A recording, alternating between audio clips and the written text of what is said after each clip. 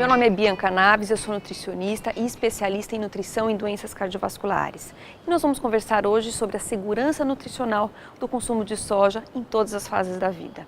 A soja é um alimento super nutritivo porque ela contém altas quantidades de proteínas de bom valor nutricional e também vitaminas, minerais e fibras que contribuem para diversos benefícios à saúde. Portanto, ela pode ser consumida sim em todas as fases da vida. Os benefícios do consumo da soja de forma regular estão associados com a prevenção e tratamento das doenças cardiovasculares, com a redução do risco de alguns tipos de cânceres, como por exemplo, câncer de mama, de cólon de útero e também de próstata, também na redução dos efeitos dos sintomas da menopausa e um outro efeito muito importante hoje para o controle da obesidade é no gerenciamento do peso, já que a soja contém alta quantidade de fibra e também proteína de alto valor biológico que está diretamente associado com a saciedade e com o aumento do efeito térmico da digestão desses alimentos. O consumo de proteína é essencial ao longo de todas as fases da vida. Na infância, ele é primordial para garantir o bom crescimento e desenvolvimento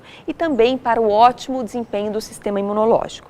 Para os adultos, a proteína é muito importante para a reparação e reconstrução celular, para a manutenção da força e também para a otimização do sistema imunológico. Os idosos, para a redução dos riscos da sarcopenia, que é a redução da força e da massa muscular intrínseca ao processo de envelhecimento. A recomendação de proteína ao longo da vida pode variar. Por exemplo, os recém-nascidos precisam de 10 gramas de proteína ao longo do dia. Já gestantes e mulheres que estão amamentando têm uma necessidade maior, chegando até 70 gramas por dia. Sendo que o adulto, de uma forma geral, precisa de 0,8 a 1 grama de proteína por quilo de peso. A recomendação de proteína acaba sendo maior para indivíduos que precisam de um aporte maior de aminoácidos, como por exemplo os atletas. Atletas de endurance precisam de 1,6 a 1,7 gramas de proteína por quilo de peso. E os atletas de resistência de 1,2 a 1,6 gramas de proteína, podendo chegar até 2 gramas por quilo de peso, já que a demanda metabólica, a necessidade de reparação celular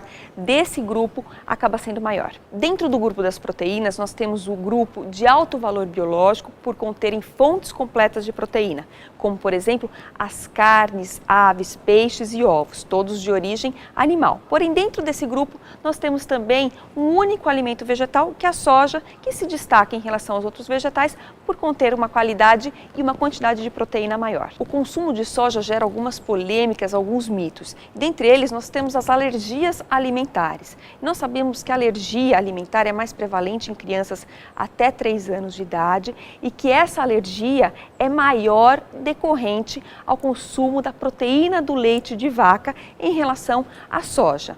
E também essa alergia tem a tendência a reduzir sua incidência ao longo da vida, sendo que é menos prevalente em adultos e um pouco maior em idosos. A soja ela pode causar alergia como qualquer outro alimento proteico, como por exemplo as carnes, leites e derivados, ovos, peixes, e esses alimentos são responsáveis por 90% das causas de alergias alimentares. A prevalência da alergia alimentar na população em geral varia de 0 a 0,5%. Nós sabemos que no grupo de crianças essa prevalência é um pouco maior pela maturidade imunológica, porém essa alergia alimentar pode ser revertida totalmente até os 10 anos de idade. Um outro mito é o uso de fórmulas à base de proteína de soja na infância. Os estudos científicos comprovam que não há comprometimento no desenvolvimento e crescimento dessas crianças quando elas substituem o leite de vaca ou a amamentação, por conta de causas específicas, pelas fórmulas à base de proteína de soja, já que essas fórmulas são suplementadas com aminoácidos,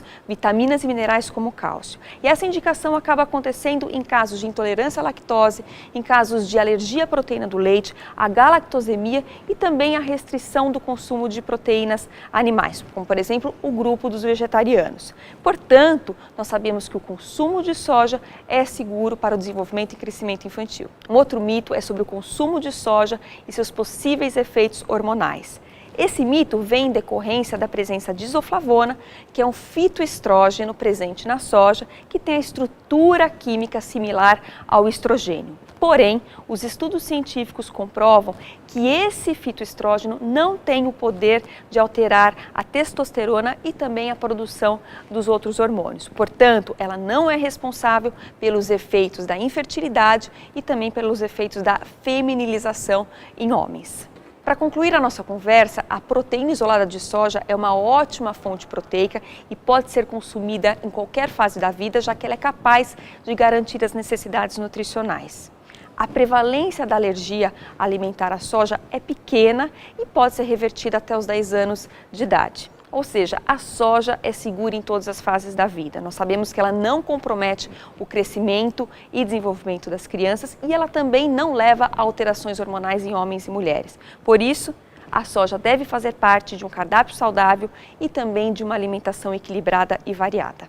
Muito obrigada e eu espero ter contribuído e levado informação sobre nutrição e também a segurança do consumo de soja ao longo de todas as fases da vida. Até a próxima!